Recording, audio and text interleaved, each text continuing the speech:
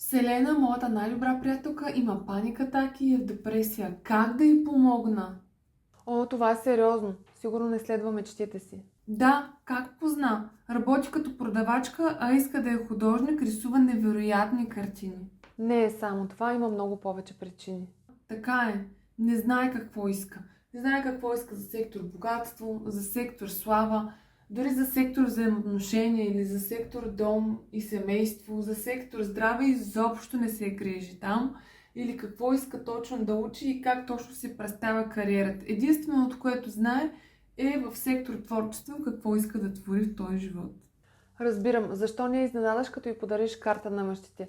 Тя без да разбира седемте закона на Вселената, ще си подреди карта на мъжете и ще започне да ги спазва и нещата малко по малко ще започнат да се случват. Защото ще активира седемте вселенски закона.